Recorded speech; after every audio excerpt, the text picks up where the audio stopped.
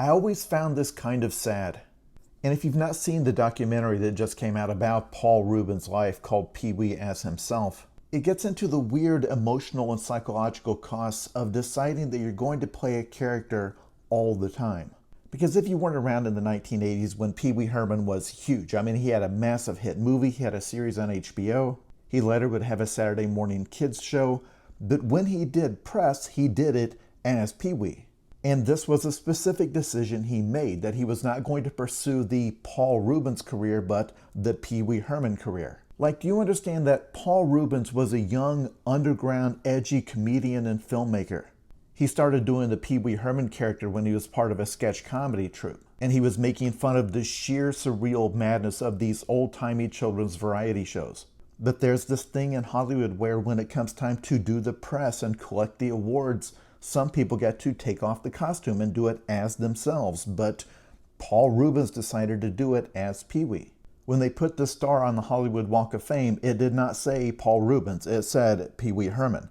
They were not awarding him as the performer. They were awarding a fictional person.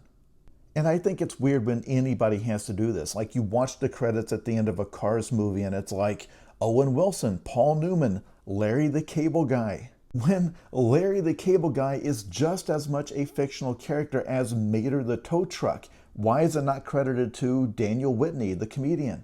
Larry the Cable Guy was one of the characters this guy created, and at some point it's like, okay, this is just who you are now. But there were many more layers to what Reubens was doing, even without getting into his personal life at all.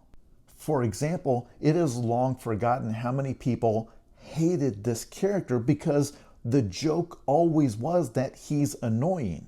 He defies every masculine convention about how you're supposed to dress and act. And worst of all, he's not ashamed of it. He never apologizes for it.